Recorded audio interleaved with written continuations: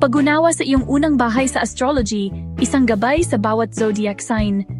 Kamusta mga kaibigan? Sa video na ito, pag-uusapan natin ang kahulugan ng unang bahay para sa bawat zodiac sign.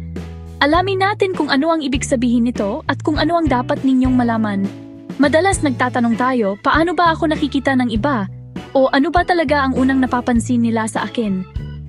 Ang unang bahay o ang ating ascendant sa astrology ay parang ating personal na storefront. Ito ang unang impresyon na ibinibigay natin, ang ating panlabas na anyo, at kung paano tayo humaharap sa mga bagong sitwasyon at mga bagong tao. Ito ang simula ng ating kwento sa mata ng mundo, ang enerhiyang agad nating ipinaparamdam. Mahalaga ang unang bahay dahil ito ang nagpapakita ng ating natural na kilos, ang ating pisikal na enerhiya, at ang ating agarang reaksyon sa mga pangyayari sa ating paligid. Ito ang ako na unang ipinapakilala natin bago pa man malaman ng iba ang ating sun sign, moon sign, o iba pang aspeto ng ating komplikadong pagkatao. Ang pag-unawa dito ay parang paghawak ng isang mahalagang susi. Isang susi patungo sa mas malalim na pagkilala sa ating sarili, kung bakit tayo umaakto sa paraang ginagawa natin, at kung paano natin mas mapapabuti ang ating pakikipag-ugnayan sa iba.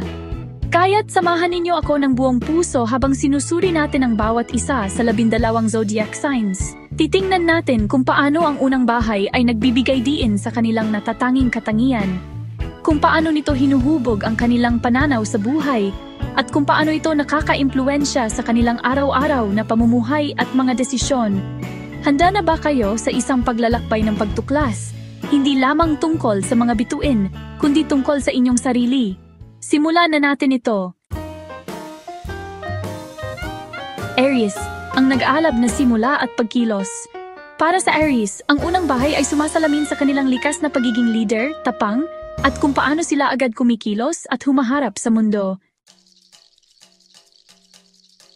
Taurus, ang pundasyon ng katatagan at determinasyon. Sa Taurus, ipinapakita ng unang bahay ang kanilang matibay na paninindigan, pagpapahalaga sa seguridad, at ang kanilang kalmadong determinasyon sa pag-abot ng kanilang mga layunin. Gemini, ang tinig ng komunikasyon at kakayahang umangkop. Ang unang bahay para sa Gemini ay nagpapakita ng kanilang husay sa pakikipag-usap, mabilis na pag-iisip, at ang kanilang natural na kakayahang umangkop sa iba't ibang sitwasyon. Chapter 4, Cancer, ang yakap ng emosyon at pag-aaruga. Sa Cancer, ang unang bahay ay sumasalamin sa kanilang malalim na emosyon, pagiging mapag-aruga, at kung paano nila ipinapakita ang kanilang protective nature sa iba. Chapter 5, Leo, ang liwanag ng pamumuno at pagkamalihain. Para sa Leo, ang unang bahay ay naglalarawan ng kanilang natural na karisma, pagiging leader, at ang kanilang malihaying paraan ng pagpapahayag ng sarili sa mundo. Chapter 6, Virgo, ang detalye ng lohika at praktikalidad. Sa Virgo, ipinapakita ng unang bahay ang kanilang matalas na pag-iisip, atensyon sa detalye, at ang kanilang praktikal na diskarte sa paglutas ng mga problema. Chapter 7, Libra, ang balanse ng harmonya at relasyon. Ang unang bahay para sa Libra ay sumasalamin sa kanilang paghahangad ng balanse, kagandahan, at ang kanilang natural na kakayahang bumuo ng maayos na relasyon. Chapter 8, Scorpio, ang lalim ng intensidad at pasyon.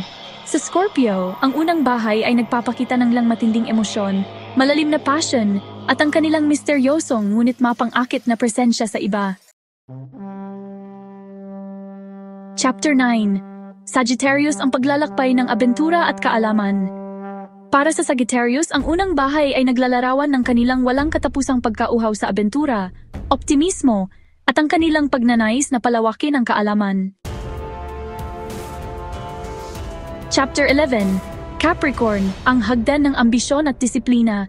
Sa Capricorn, ipinapakita ng unang bahay ang kanilang matinding ambisyon, disiplina, at ang kanilang seryosong pagharap sa mga responsibilidad upang makamit ang tagumpay.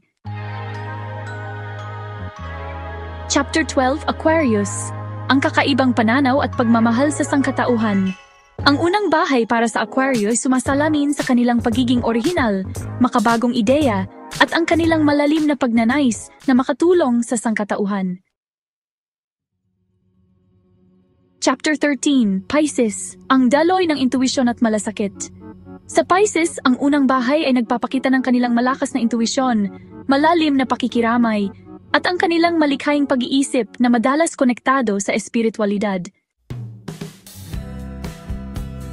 Outro, ang iyong unang bahay, salamin ng iyong sarili at pintuan sa pag-unawa. At yan ang ating paglalakbay sa unang bahay para sa bawat zodiac sign.